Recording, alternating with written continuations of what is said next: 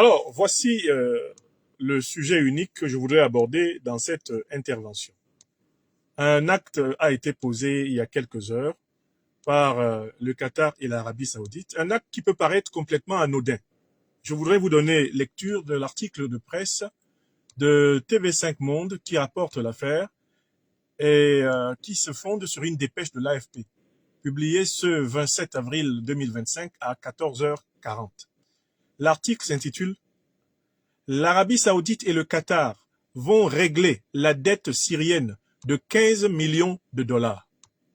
L'Arabie saoudite et le Qatar ont annoncé, dimanche 27 avril 2025, qu'ils allaient régler la dette de la Syrie auprès de la Banque mondiale. Il s'agit d'un montant d'environ 15 millions de dollars, selon un communiqué conjoint publié par l'agence de presse officielle saoudienne SPA. Citation. Les ministères des Finances du Royaume d'Arabie saoudite et de l'État du Qatar annoncent conjointement leur engagement à régler les arriérés de la Syrie auprès de la Banque mondiale pour un montant d'environ 15 millions de dollars. Fin de citation, précise le communiqué. Cette déclaration intervient quelques jours après que le gouverneur de la Banque centrale syrienne et le ministre des Finances ont participé aux réunions du printemps du FMI et de la Banque mondiale, une première depuis plus de 20 ans. Citation encore. Cet engagement ouvrira la voie à la reprise du soutien et des opérations du groupe de la Banque mondiale en Syrie, après une suspension de plus de 14 ans. Fin de citation, ajoute le communiqué. Citation encore du communiqué, il permettra également à la Syrie d'accéder à un soutien financier à court terme pour le développement de secteurs critiques. Fin de citation. Une grande partie des infrastructures du pays a été détruite par près de 14 ans de guerre, déclenchée par la répression de manifestations pro-démocratie par le président déchu Bachar el-Assad. C'est faux. Ça, c'est la thèse occidentale sur l'origine de la guerre. La guerre a été déclenchée justement par l'Arabie saoudite, le Qatar, la CIA, l'OTAN, parce que Bachar el-Assad a refusé de les laisser brader et piller les richesses de la Syrie. L'article de l'AFP ment sur les causes de la guerre. Je continue. Chassé du pouvoir lors d'une offensive éclair menée par une coalition islamiste en décembre, Assad a laissé place à un nouveau gouvernement qui s'emploie désormais à restaurer les relations internationales de la Syrie, longtemps isolée sous son régime. C'est faux. Assad n'a pas été chassé par une soi-disant coalition islamiste. Il a été chassé par les organisations terroristes Al-Qaïda et l'État islamique qui sont soutenus par le Qatar, l'Arabie saoudite, qui sont soutenus par la CIA, qui sont soutenus par l'OTAN. Là encore, l'AFP désinforme, intoxique l'opinion. L'AFP ment et TV5 ment. Tout le monde sait que Ahmed al-Shara est un membre d'Al-Qaïda et de l'État islamique. Tout le monde le sait. C'est pas simplement une alliance islamiste au sens vague. Dernier paragraphe. Les nouvelles autorités s'efforcent également de renouer avec les institutions internationales, etc., etc. Bon. Je voulais d'abord donner une lecture, ensuite maintenant réagir. D'abord, en fait, l'information peut paraître même à la limite anodine, parce que, en fait, la somme qui est payée au nom de l'État syrien est ridicule. C'est même une foutaise.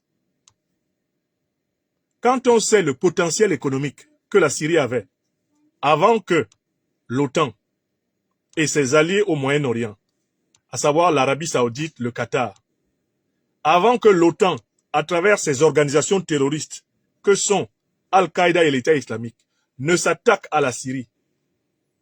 Quand on sait le potentiel économique qui était celui de la Syrie,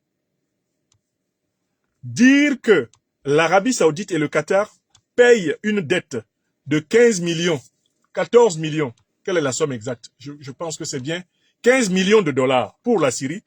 C'est vraiment l'aveu que ils ont réduit la Syrie à moins que rien. Parce que 15 millions de dollars, c'est rien du tout. À l'échelle d'un État, comme l'État syrien, avec les réserves pétrolières et gazières qui sont les siennes.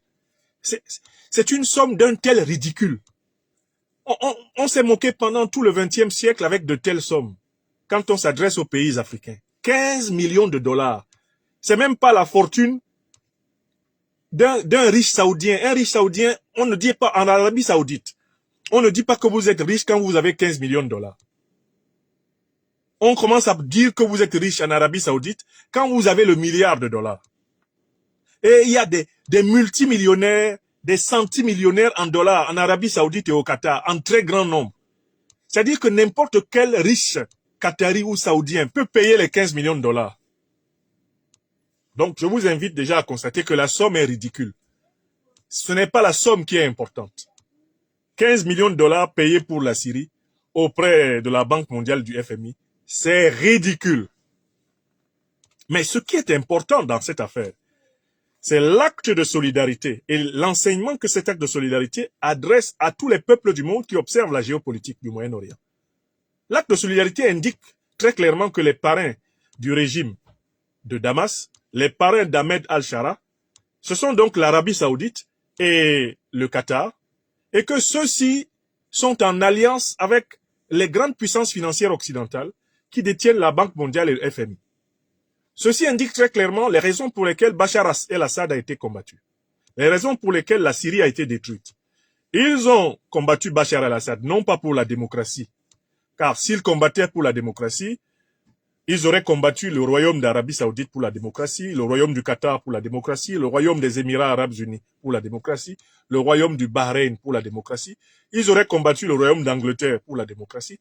Ce n'est pas pour la démocratie que Bachar el-Assad a été attaqué par l'OTAN, la CIA et leurs alliés, à savoir Israël, l'Arabie Saoudite, le Qatar et consorts. Non, c'est pour arracher, comme on l'a fait en Irak, comme on l'a fait en Libye, c'est pour arracher les réserves pétrolières et gazières de la Syrie, que la Syrie a été attaquée.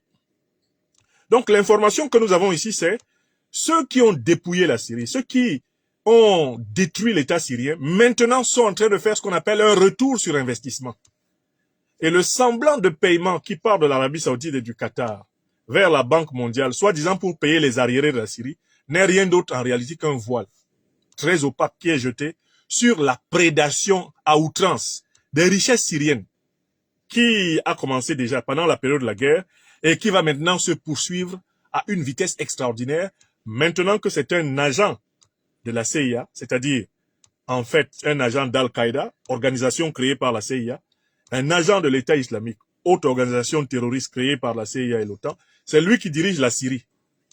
Donc, à partir de maintenant, le FMI, la Banque mondiale, les puissances de l'OTAN reprennent le contrôle sur les richesses stratégiques de la Syrie. Et ce n'est pas une affaire de 15 millions de dollars. 15 millions de dollars, payer une telle somme au nom de l'État syrien, c'est une insulte. Dire qu'on a payé 15 millions de dollars pour l'État syrien, c'est une insulte. Parce qu'il y a même en Syrie, individuellement, des gens qui sont capables de payer ces 15 millions de dollars pour l'État syrien, sans devenir le moins du monde affecté dans leur fortune. Est-ce que vous comprenez? Ça, c'est la deuxième remarque que je voulais faire. Et la troisième et dernière remarque que je veux faire dans cette affaire, c'est Africains. Regardons le tableau géopolitique du Moyen-Orient. Regardons l'Arabie Saoudite, le Qatar, Israël. Regardons les États-Unis. Regardons le FMI et la Banque mondiale afficher leur coopération active avec un chef terroriste. Je rappelle que le chef terroriste qui est au pouvoir à Damas, Ahmed al-Shara, appartient aux mêmes organisations terroristes qui ensanglantent le Mali, le Burkina Faso, le Niger, le Tchad, le Cameroun, le Nigeria, le Bénin, le Togo, depuis plusieurs années. Je rappelle qu'il s'agit strictement de la même organisation. Ils n'ont même pas pris la peine de changer de nom à leur organisation. Le type qui est au pouvoir en Syrie, Ahmed al-Shara, appartient à la même organisation terroriste que les types qui sont hébergés en Algérie, en Mauritanie, au Sénégal, en Côte d'Ivoire, au Nigeria, au Bénin, pour attaquer l'AES. Alors, quelle est la grande question qui se pose sérieusement?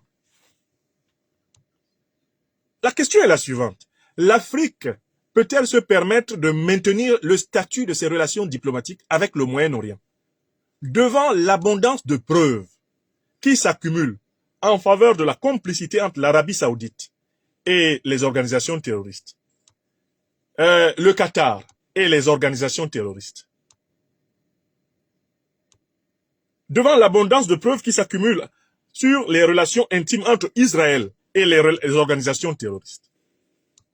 Là, je suivais le reportage de Charles Anderlin, ancien reporter de France Télévisions à Jérusalem pendant plusieurs années, qui a démontré que l'organisation qu'on a appelée terroriste, c'est-à-dire le Hamas, a été financée par l'extrême droite israélienne. Et que c'est Benjamin Netanyahou qui personnellement a veillé à ce que le Hamas reçoive de l'argent. Parce qu'il voulait briser l'autorité palestinienne, il voulait briser l'OLP. Benjamin Netanyahou, au nom de l'extrême droite israélienne, a veillé à financer l'organisation qu'ils vont dire extrémiste du Hamas et qu'ils vont par la suite combattre. Donc la question qui se pose aux dirigeants africains, notamment aux dirigeants d'Afrique subsaharienne, c'est la question suivante. Peut-on continuer d'avoir des relations diplomatiques normales avec des pays comme l'Arabie Saoudite, comme le Qatar, des pays comme Israël, des pays comme les Émirats Arabes Unis, et le Bahreïn, des pays dont nous savons, et même en partie même des pays comme la Turquie, dont nous savons très clairement qu'ils ont partie liée avec les organisations terroristes qui ensanglantent notre continent. Ma réponse, intellectuellement parlant, honnêtement et moralement parlant, est non. On ne peut pas continuer à avoir des relations diplomatiques normales avec l'Arabie Saoudite, le Qatar, le Bahreïn, les Émirats Arabes Unis, même la Turquie a des comptes à rendre aux Africains parce qu'elle a partie liée avec plusieurs organisations qui par ailleurs ensanglantent le continent africain où elle vient vendre des armes et faire des bénéfices. Donc, une information comme celle-ci, à savoir celle du lien intime entre les États du Moyen-Orient et les organisations terroristes, en même temps que nous avons établi un lien intime entre les grandes puissances occidentales de l'OTAN et les organisations terroristes, tout cela requiert